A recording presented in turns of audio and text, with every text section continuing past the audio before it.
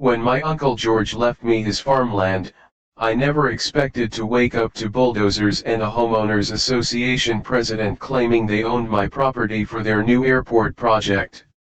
What would you do if you discovered the one legal loophole that could save your home and expose a corrupt scheme threatening your entire community? The phone rang as I was making dinner. "Ms. Miller, I'm sorry to inform you that your Uncle George has passed away." I dropped my wooden spoon, splattering marinara sauce across my new white kitchen tiles. "Uncle George was my last living relative. He left you his entire estate," the lawyer continued, "including the 20-acre farm outside Willow Creek Estates. I never expected to own farmland at 32. I work in digital marketing, for goodness sake, I barely keep my succulents alive." But the next day, as I stood on that sprawling property with its weathered red barn and endless fields, something inside me shifted. "Your uncle refused every offer to sell," the lawyer explained, handing me a thick folder, "even when they built Willow Creek Estates right next door." Willow Creek Estates, the fancy development where I'd bought my townhome last year. The irony wasn't lost on me. "These are the property deeds, water rights, and boundary surveys," he said. George was very particular about keeping these organized. That night, I couldn't sleep. I sat on my back porch, staring at the distant silhouette of my new barn against the starlit sky. The farm, my farm. What would I even do with it? My doorbell rang at exactly 7:30 the next morning. I opened it, still in my pajamas, to find a woman with perfectly styled blonde hair and 3 men in expensive suits standing on my doorstep. "Sarah Miller." The woman's smile was tight, practiced. "I'm Beverly Henderson, president of the Willow Creek Estates Homeowners Association. May we come in?" Before I could answer, they swept past me into my living room. Beverly perched on the edge of my couch like she was afraid to touch it. "We understand you've inherited George Miller's property," she said, opening a leather portfolio. "We'd like to make you an offer." One of the men, introduced as Richard Davies from the town council, slid a document across my coffee table. "We're prepared to offer you $750,000 for the entire parcel." I nearly choked on my coffee. "That's less than half what it's worth." Beverly's smile didn't waver. "Your uncle let that land go to waste for years. We're being more than generous." Something about her tone made my skin crawl. I'd dealt with enough pushy executives in my career to recognize the tactic. "I need time to think about it," I replied calmly. Beverly stood abruptly. "We don't have time, Sarah. The Willow Creek Regional Airport project begins next week." "Airport?" I felt like I'd been slapped. "What airport?" "The board voted unanimously last month," she said, as if explaining to a child. "Your uncle's farm is the final piece we need for the runway extension." A plane roared overhead, flying much lower than seemed normal. "That's my property," I said, my voice steadier than I felt. "You can't just build on it." Beverly's smile turned cold. "Actually, we can. Check your HOA agreement, Section 47B. All properties adjoining Willow Creek Estates fall under our expanded jurisdiction for community improvement projects." She handed me a blue folder. "Our final offer expires tomorrow at noon. Be reasonable, Sarah. You don't want to fight the entire community on this. For you, a free like is easy. But for me, it is the greatest support and encouragement. For this video, can you give me 1 like and 1 subscription? Thank you very much." After they left, I called in sick to work and drove straight to my uncle's farm. Construction vehicles were already lined up along the road. Workers in yellow vests were placing survey stakes in my fields. I parked my car and marched toward them, waving my arms. "Hey! What are you doing?" A worker looked up, confused. "Ma'am, this is private property," I shouted, pointing at the stakes. "Who authorized this?" "We have permits," he said, pulling out his phone to show me digital copies signed by the town council and HOA. Yesterday, before they even made me an offer. I yanked one of the stakes from the ground. "Get off my land now." The worker spoke into his radio, and soon a supervisor approached. "Ms. Miller, I presume?" "I'm Kevin Miller, project foreman. I understand you're upset, but we have all the proper authorizations." "From who?" "Not from me." I clutched the wooden stake like a weapon. Kevin looked genuinely uncomfortable. "Look, I'm just doing my job. If you have concerns, you should talk to the HOA or town council." I spent the rest of the day calling every official I could think of. The town clerk seemed sympathetic but said all permits were in order. The county commissioner never returned my calls. The one lawyer I reached quoted a retainer fee that made my stomach drop. That evening, I sat at my kitchen table, surrounded by Uncle George's paperwork, feeling utterly defeated. How could they do this? How could it be legal? A knock at my back door startled me. Through the glass, I saw an older man with gray hair and bushy eyebrows. I recognized him as my neighbor 2 doors down. "Ms. Miller," he said when I cracked the door open, "I'm Walter Jenkins. I saw what happened at your farm today." "You mean when I made a fool of myself yelling at construction workers?" I asked bitterly. "When you stood up to Beverly Henderson's bulldozers," he corrected. "May I come in? I think you need an ally." Damon, it turned out, was a retired judge who'd been watching Beverly's schemes for years. "She runs the HOA like her personal kingdom," he explained, examining my uncle's papers. "Her husband owns half the commercial real estate in town, and her son-in-law's construction company just happens to win every development bid." "But an airport?" I asked. "That's so extreme." "It's not about transportation," Damon said grimly. "It's about money. Once that land is rezoned for commercial use, its value multiplies tenfold. The noise will drive down residential property values, and the Hendersons will swoop in to buy everything cheap." I pushed my hair back from my face. "What can I do? I can't afford to fight them." Damon adjusted his glasses, studying the HOA agreement Beverly had left. "Every legal strategy has a weakness," he murmured. "We just need to find Beverly's." We worked past midnight, digging through every document.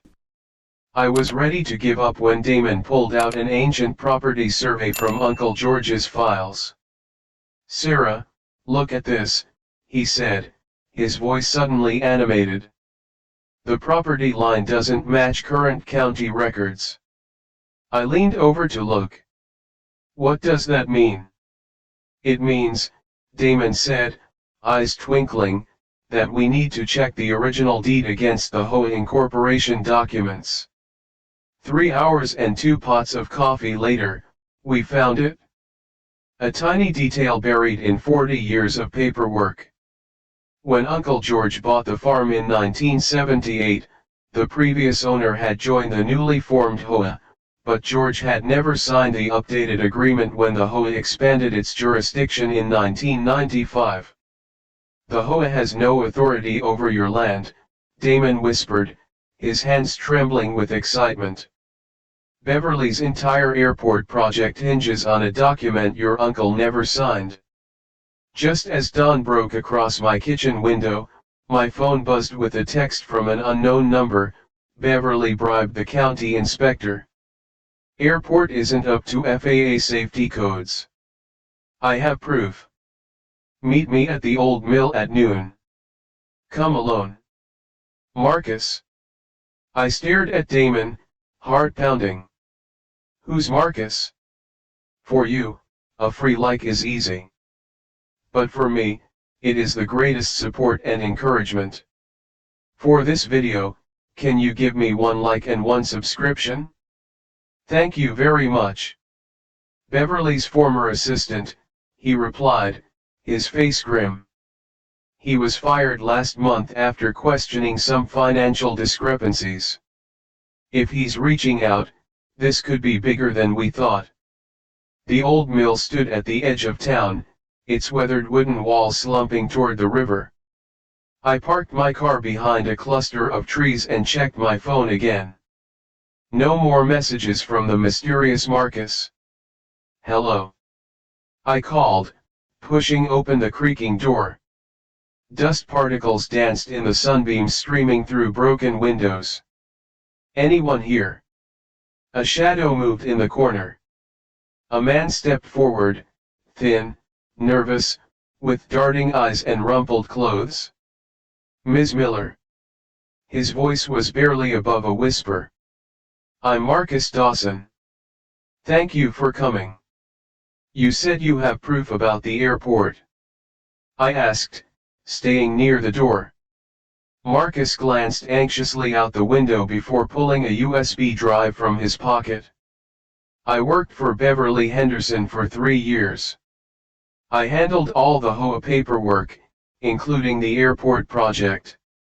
He handed me the drive with shaking fingers. It's not just an airport, it's a private cargo terminal for her husband's shipping company. The environmental impact study was completely falsified. They bribed safety inspectors. The runway design violates at least 6 FAA regulations. My mind raced. If that's true, it's not just unethical, it's criminal. Beverly has half the town council in her pocket, Marcus continued, pulling out more documents. These are copies of emails between her and Councilman Davies discussing how they'll split the profits from property devaluation. Why are you showing me this? I asked, suspicious of his motives. Marcus looked down. I helped them at first. I didn't ask questions when Beverly told me to backdate documents or adjust meeting minutes. But then I found out they're planning to drain the protected wetlands on the east side of your property, home to endangered frogs found nowhere else in the state. You care about frogs. I couldn't hide my surprise. My daughter does, he replied, his voice cracking. She's 8, loves amphibians, wants to be a biologist. How could I face her knowing I helped destroy something she loves? His raw emotion convinced me. I tucked the USB drive into my pocket. What happens now? I asked. There's an emergency HOA meeting tonight at 7, Marcus said. Beverly's announcing the final timeline. She doesn't know we've discovered your uncle never signed the jurisdiction agreement. When I returned home, Damon was waiting with more news. He'd enlisted his daughter, Zoe, an environmental attorney from the city. We can file for an emergency injunction based on 2 grounds, Zoe explained, spreading documents across my dining table. First, the HOA lacks jurisdiction over your property. Second, the environmental impact study fraudulently conceals the threat to protected species. I watched them work, these strangers who'd become my. Why are you helping me? Damon looked up, his eyes serious. Because Beverly Henderson has been bullying this town for 20 years. Someone needs to stand up to her. As evening approached, we finalized our strategy. I would attend the HOA meeting with copies of my uncle's original deed, while Zoe prepared to file our injunction first thing tomorrow. The community center buzzed with tension when I arrived. At least 50 neighbors packed the room, some looking curious, others concerned. I recognized Thomas Wilkins, who'd complained about my garden gnomes last month, and Cynthia Patel, whose wind chimes drove me crazy on breezy nights. Beverly stood at the podium, resplendent in an expensive blue suit, flanked by Councilman Davies and Kevin, the construction foreman. As you know, she began, the Willow Creek Regional Airport project enters its final phase tomorrow. We'll begin clearing the old Miller property at dawn. She clicked to a slide showing architectural renderings of a gleaming airport terminal. This facility will put our community on the map, she continued smugly. Property values for homes along the main access road will increase by up to 20%. I couldn't help myself. What about the homes near the runway? The ones that will have cargo planes flying overhead at all hours? What happens to their value? Every head turned toward me. Beverly's smile hardened. Ms. Miller, how nice of you to join us. I understand you've declined our generous offer for your property. For you, a free like is easy. But for me, it is the greatest support and encouragement. For this video, can you give me 1 like and 1 subscription? Thank you very much. I declined because it wasn't yours to take, I replied, standing up. My uncle's farm is not under HOA jurisdiction and never has been. The room fell silent. Beverly laughed dismissively. That's absurd. Your property is clearly listed in our records. I opened my folder and pulled out the key document. My uncle never signed the 1995 expanded jurisdiction agreement. The previous owner did, but that obligation didn't transfer when my uncle purchased the property. I handed copies to several nearby neighbors. The HOA has no legal authority to seize my land for any project, let alone an airport that violates FAA safety regulations. Councilman Davies stepped forward, face flushed. These are serious allegations, Ms. Miller. Where exactly did you get your information from? The county recorder's office, I replied calmly, where public records are available to anyone who looks. The room erupted in confused chatter.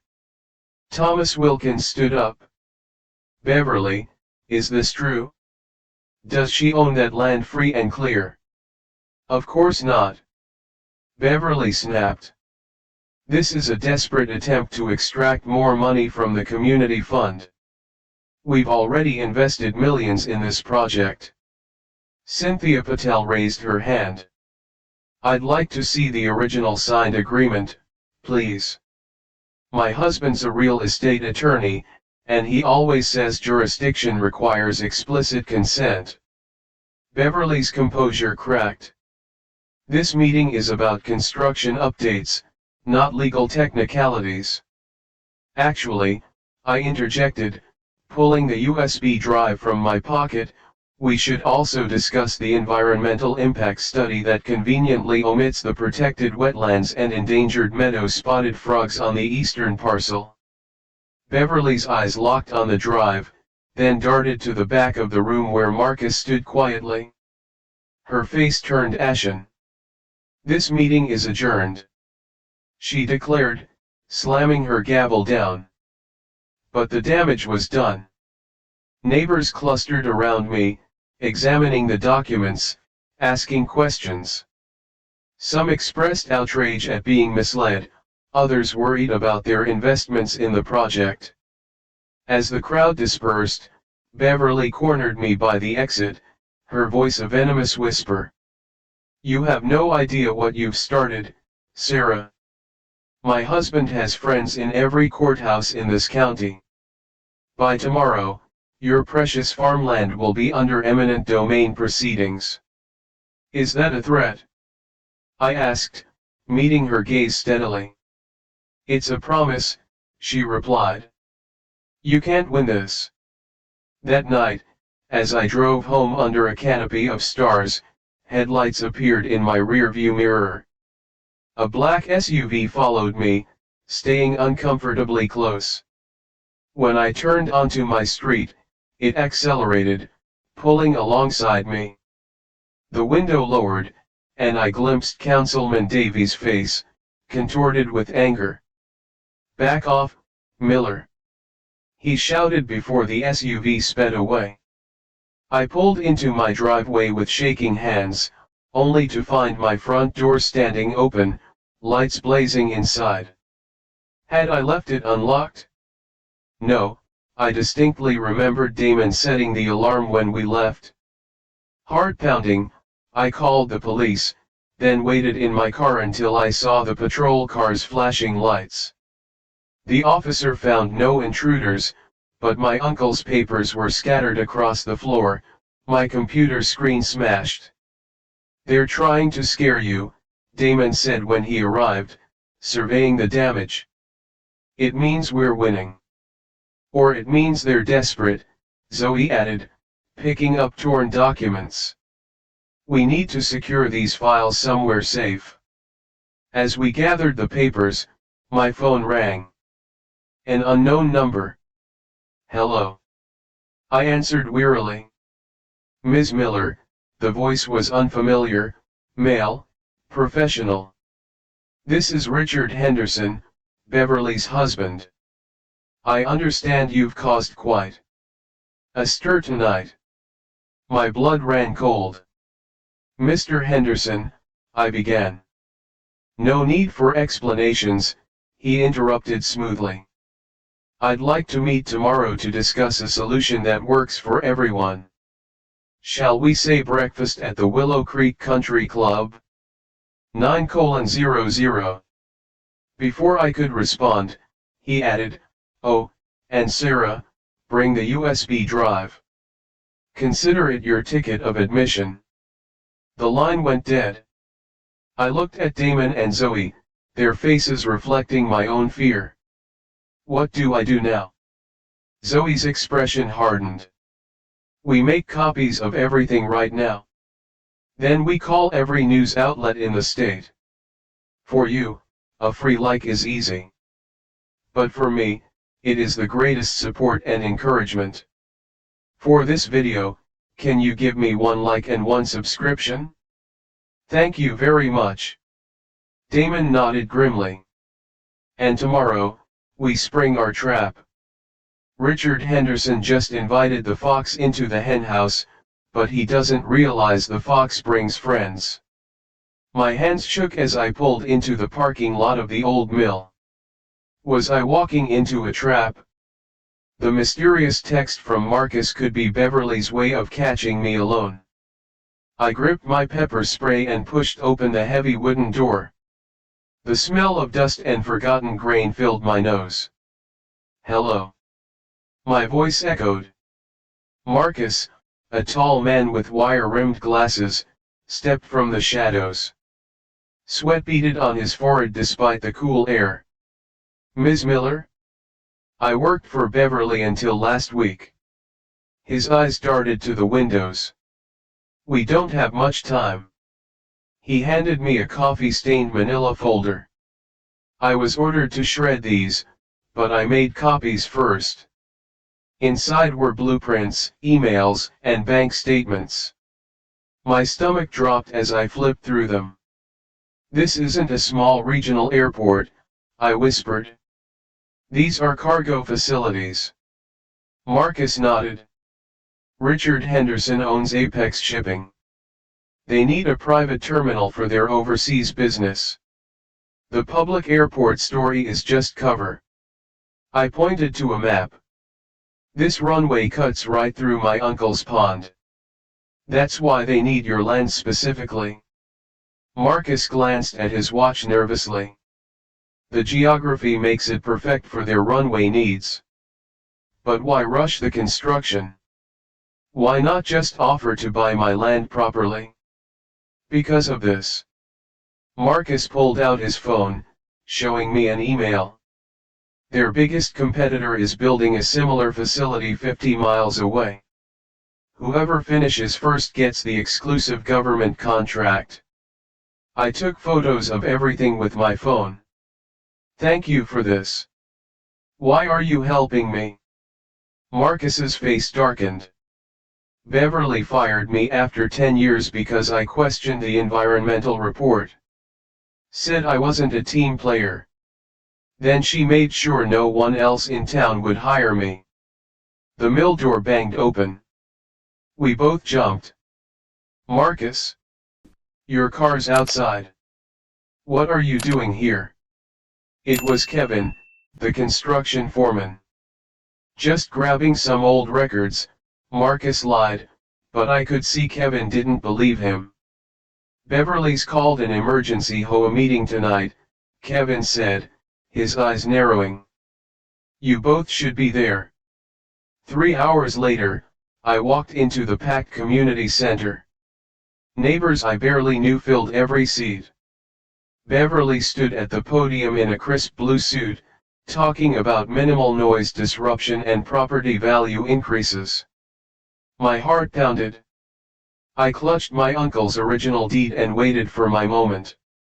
Any questions before we vote on the noise abatement budget? Beverly asked, scanning the room but avoiding my eyes. I stood up. I have a question about jurisdiction. The room went quiet. The airport project is illegal, I continued, walking toward the front. My farm was never under HOA jurisdiction. Beverly laughed, but I heard the strain in her voice. That's ridiculous. Your property is clearly listed in our records. I placed the original deed on the table. My Uncle George never signed your agreement when he bought the land in 1978. The previous owner had joined, but the membership wasn't automatically transferred. It required a new signature. I pulled out my phone and showed photos of the documents Marcus had given me. And I know the real reason for rushing this project. It's not a public airport at all. Gasps filled the room as neighbors saw the cargo terminal plans. Thomas Wilkins, who'd left nasty notes about my garden gnomes just last month, jumped to his feet. You told us this would be a small commuter airport, not a 24-hour cargo hub. Cynthia Patel, whose wind chimes kept me awake all summer, turned on Beverly. Where are the environmental impact studies? My grandchildren swim in the creek downstream from that land. Beverly's face flushed red. This meeting is adjourned. She shouted, banging her gavel. You can't adjourn without a vote. Someone yelled. We need to see the financial statements. Shouted another. Beverly signaled to 2 board members who quickly escorted her from the room. As chaos erupted, I felt a tap on my shoulder. Kevin stood there, eyes troubled. They're starting construction tomorrow at dawn, he whispered, with or without permits. For you, a free like is easy. But for me, it is the greatest support and encouragement. For this video, can you give me 1 like and 1 subscription? Thank you very much. I pushed through the crowd toward the exit, hoping to catch Beverly, but she was already speeding away in her luxury SUV. My neighbor Damon caught up with me in the parking lot. You stirred up quite a hornet's nest in there. I had to tell everyone the truth, I said. Truth won't stop bulldozers, he warned. Beverly has powerful friends. I drove home slowly, my mind racing. With what to do next weighing on me, as I turned onto my street, I noticed a dark car parked across from my house. It pulled away as soon as my headlights hit it. Inside, I double-checked all my locks and called Zoe, Damon's daughter, who practiced environmental law. She promised to come first thing in the morning to help file an emergency injunction. I fell into an uneasy sleep around midnight, only to jolt awake at the sound of breaking glass. Heart racing, I grabbed my phone and crept downstairs. My living room window was shattered. A brick lay on my carpet, wrapped in a note, "Sell now or regret it." Through the broken window, I saw dark figures retreating across my front lawn. Too scared to chase them, I called the police instead. Officer Miller arrived 20 minutes later, taking notes with a bored expression. "Probably just kids," he said, despite the blatant threat. "Kids don't typically demand I sell my property," I pointed out. He shrugged. "Not much we can do without witnesses or video." As he left, my phone pinged with a text from an unknown number, "They're coming for the farm at dawn. Bring help. Marcus." Blue and red lights flashed through my living room as I frantically threw clothes into a backpack. Marcus's warning about dawn was serious. I needed to reach my farm before Beverly's crew did. I dialed Damon for help, but his phone went straight to voicemail. A glance at the clock showed 4:47 a.m. too early for most neighbors to answer their phones. Headlights swept across my curtains. I peeked outside to see a black truck pulling up. Not Beverly's people, but Kevin, the construction foreman. I yanked open the door before he could knock. "Kevin, what are you doing here?" "Beverly called an emergency crew meeting for 5 a.m. They're bringing heavy equipment to your farm right now." He wiped sweat from his forehead. I couldn't sleep knowing what they're planning to do. We raced to my farm in his truck, bumping down the dirt road as first light crept across the fields. My heart stopped when we reached the gate. A chain-link fence now surrounded my entire property, with bright orange signs every 20 feet, "Eminent domain, government acquisition." "How is this possible?" I whispered. "They can't just take my land overnight." 3 bulldozers and a backhoe already waited inside the fence. Workers in yellow vests moved around them like ants. "Richard Henderson pulled strings with Judge Thompson," Kevin explained. "Got an emergency order signed last night." I rattled the padlocked gate. "This is still my property. They can't lock me out." Kevin pointed to a woman in a white hard hat. "That's Beverly's right-hand person, Margaret. She has the court papers." I marched up to the fence. "Margaret, open this gate right now. This is my farm." She smiled without warmth and walked over, clipboard in hand. "Ms. Miller, you've been properly served with eminent domain papers." She slid a thick envelope through the fence. "This land now belongs to the Willow Creek Regional Development Authority." "What authority? I've never even heard of it." "It was chartered last night," Margaret replied, "for public transportation needs." Kevin whistled low. "They created a whole new government body just to take your land." I pulled out my phone to call for help, but the signal showed no service. Margaret smirked, pointing to a portable signal jammer on their truck. "That's illegal." I shouted. "File a complaint," she suggested, walking back to the bulldozers. "Construction starts in 10 minutes. Kevin touched my shoulder. "I know another way in through the woods on the north side." We raced around the property line. A small creek marked the boundary where the fence ended. They hadn't finished the entire perimeter yet. We splashed across the shallow water and ran toward the bulldozers. I planted myself directly in front of the lead machine. "Stop. This is private property." The driver, a young man I didn't recognize, looked uncertainly toward Margaret. "Remove her," Margaret ordered 2 security guards as they approached. My phone suddenly beeped with incoming messages. The jammer must have malfunctioned. I quickly hit the video button and started live streaming to my social media. I'm being forcibly removed from my own property by hired guards after an HOA illegally claimed eminent domain overnight. For you, a free like is easy. But for me, it is the greatest support and encouragement. For this video, can you give me 1 like and 1 subscription? Thank you very much. The guards hesitated, not wanting to be recorded manhandling me. Margaret stormed over. Turn that off immediately. Make me. I challenged, backing away to keep filming.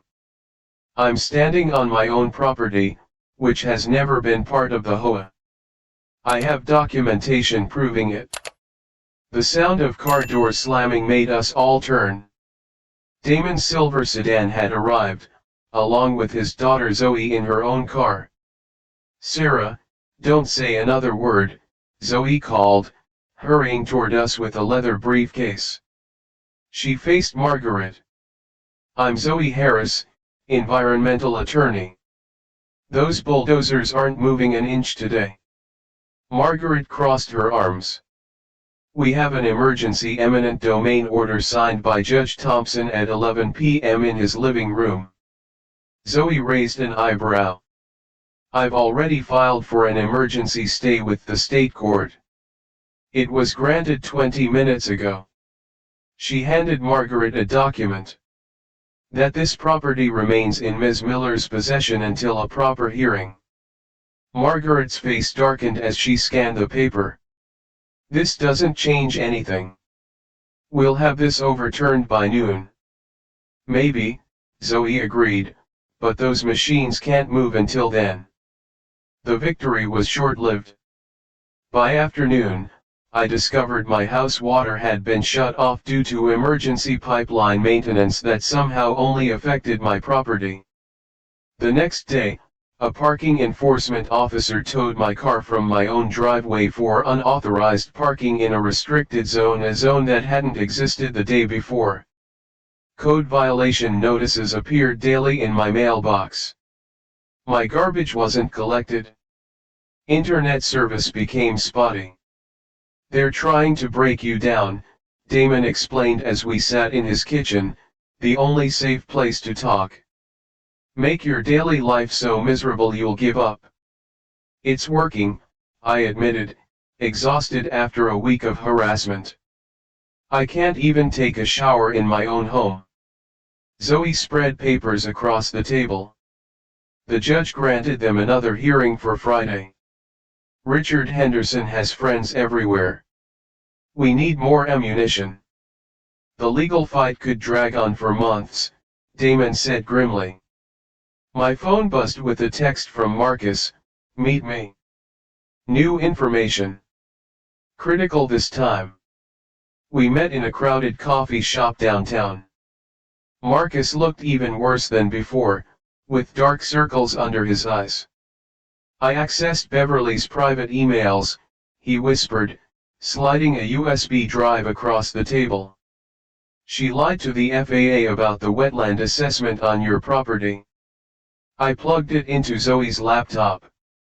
Photos showed the pond on my farm labeled as seasonal drainage rather than the permanent wetland it was. This is huge, Zoe breathed. That pond hosts protected species, the Willow Creek spotted frog. It has special environmental protections. We can get an emergency injunction. She continued excitedly. But we need to file before they drain the wetlands this weekend. How do you know their timeline? I asked Marcus. They've ordered pumping equipment, he explained, scheduled for Saturday morning when government offices are closed. Friday afternoon, Zoe and I headed to the courthouse to file our emergency environmental injunction. As we drove along the empty country road, a black SUV appeared in my rearview mirror, gaining speed. Someone's following us, I warned. The SUV accelerated, pulling alongside before swerving sharply into our lane. Zoe yanked the wheel, sending us skidding onto the shoulder. My head slammed against the window as we spun to a stop. The SUV blocked our path.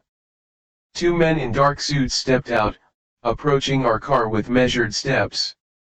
One tapped on my window. "Ms. Miller? Mr. Henderson would like to discuss a generous settlement offer right now." "Get in the car now," I whispered to Zoe as the men in black suits approached.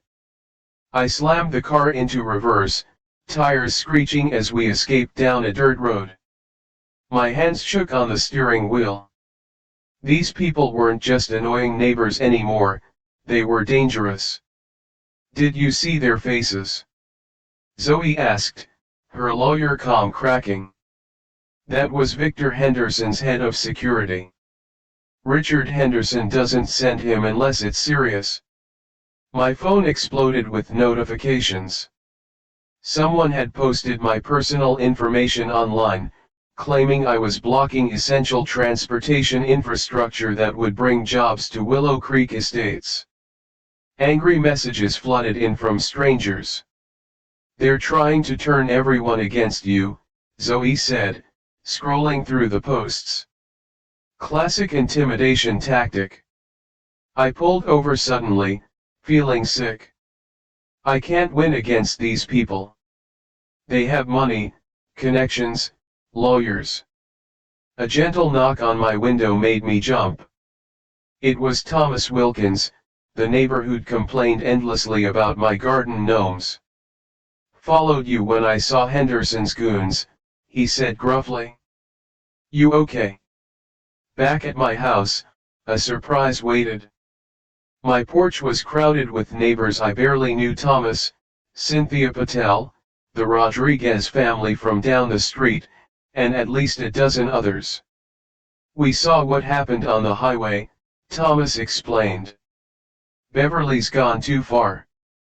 Cynthia stepped forward nervously, twisting her hands. "My brother works for the county clerk.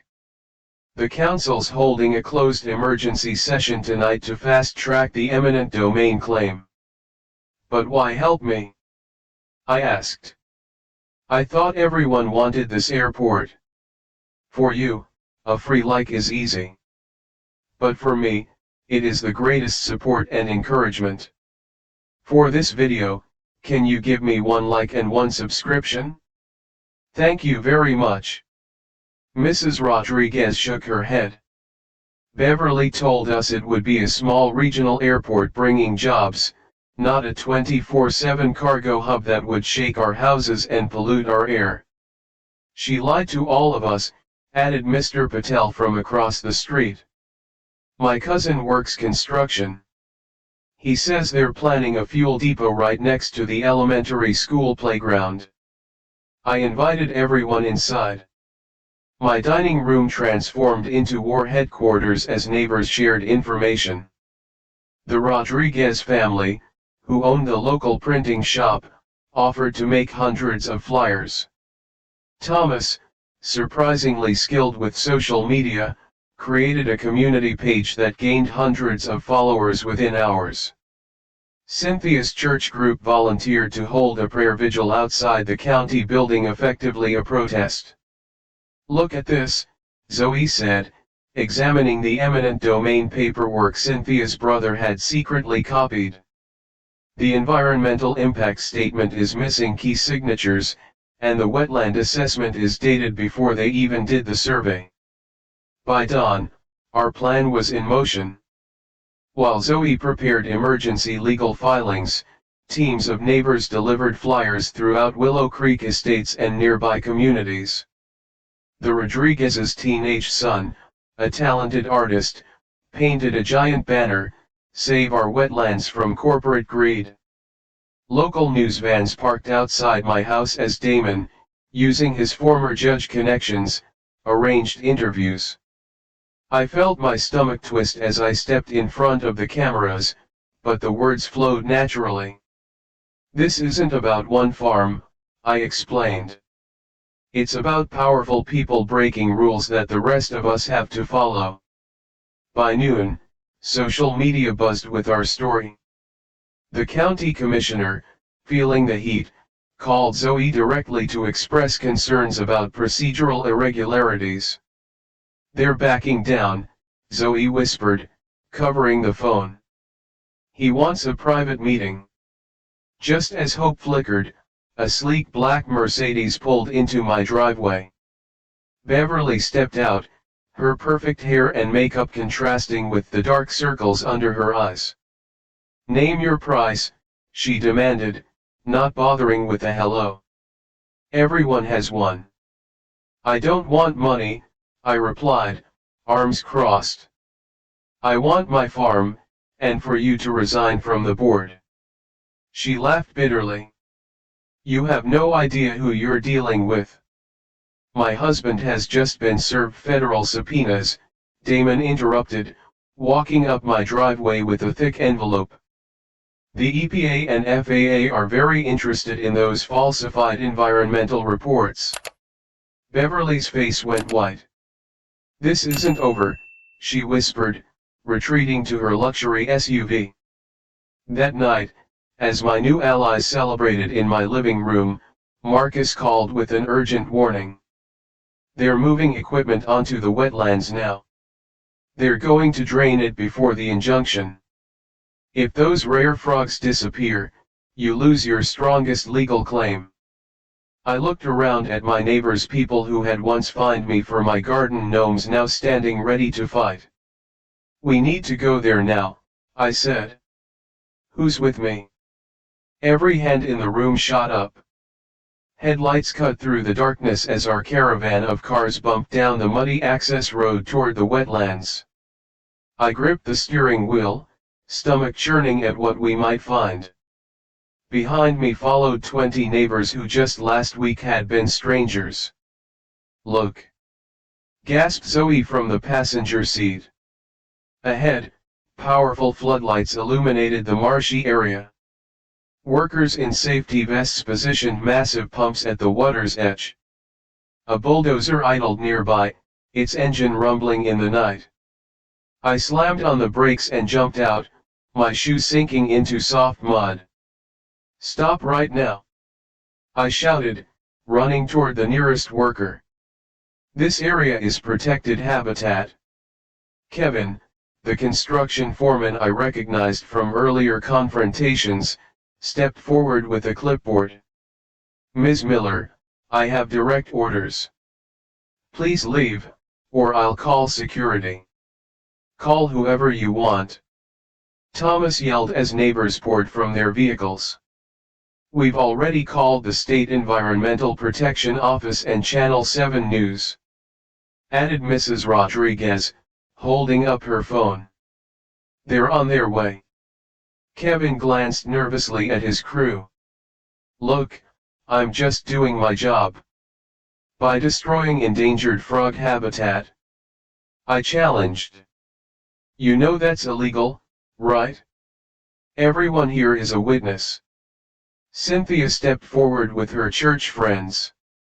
"We're not leaving," she said quietly. "We'll form a human chain if necessary." And that's exactly what they did. Neighbors who once complained about my mailbox color now linked arms around the perimeter of the wetland. Mr. Patel, who had argued with me over fence height regulations, now stood shoulder to shoulder with Thomas, who had once reported my holiday decorations. Kevin radioed someone, speaking in urgent tones. The workers milled about uncertainly. "Turn off those pumps," Damon demanded, his former judge's authority evident in his voice. Now, to my amazement, one worker nodded and hit the kill switch. The pumps sputtered into silence. "You'll all regret this," Kevin warned, but I could see the doubt in his eyes. In the distance, police lights flashed. 2 state environmental officers arrived, followed closely by a news van. The officers immediately began taking water samples and photographs while a reporter thrust a microphone toward me.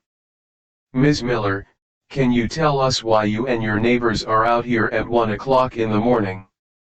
As dawn broke pink across the sky, a black Cadillac Escalade screeched to a halt. Beverly and Victor Henderson emerged, their faces twisted with fury. What is the meaning of this? Victor shouted. I paid good money for these permits. Bribed money, you mean? Damon replied loudly, ensuring the nearby reporter could hear. The EPA has those emails now. Beverly lunged toward me, finger pointed. You stupid, stubborn woman. Do you have any idea what you've cost us? About as much as you tried to cost me, I replied evenly. My home, my land, my peace. Over the next hours, officials arrived in waves of county inspectors, state wildlife experts, even 2 FBI agents interested in the interstate fraud aspects of the case arrived. The environmental officers confirmed the presence of the endangered Willow Creek spotted frogs, dozens of them, protected by federal law. By noon, yellow tape surrounded the entire area. Protected habitat and no entry signs sprouted like mushrooms. The Hendersons watched from their car, faces pale as their dreams of a private cargo hub dissolved. The next weeks brought revelations that shocked even me. Thomas, digging through town archives, discovered the original airport proposal. The runway wasn't just illegal, it was physically impossible. Look at these gradient calculations, Zoe said, spreading the papers on my kitchen table. No plane could safely land on a slope this steep. They never intended to build a functional airport, I realized.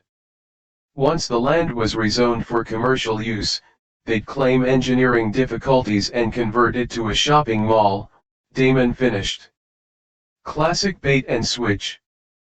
3 months later, I stood in the middle of my farmland, watching as neighbors planted rows of vegetable seedlings. The community garden project had been Thomas's idea, a way to share the bounty of the land while preserving the vital wetland area. Beverly and Richard Henderson had resigned from the HOA board and moved away amid multiple investigations.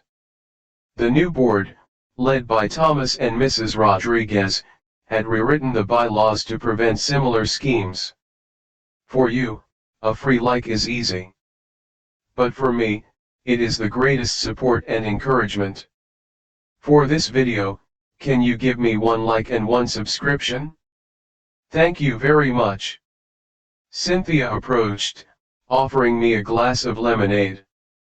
The tomatoes are coming in nicely, she said, nodding toward where her grandchildren carefully watered seedlings. Who would have thought? I laughed. A few months ago, you were threatening to fine me over my garden gnomes. She smiled sheepishly. Sometimes it takes a crisis to see what really matters. Damon joined us, leaning on his cane. What will you do with the rest of the land? He asked. I looked around at the neighbors working together, at children playing near the protected wetland where frogs hopped freely. The same people who once filled my mailbox with HOA violations now filled my heart with gratitude. Uncle George always said, good fences make good neighbors, I replied, but he was wrong. Good neighbors don't need fences at all. In the distance, a family of Willow Creek spotted frogs croaked happily in their protected home, the small legal detail that had saved not just my farm, but our entire community.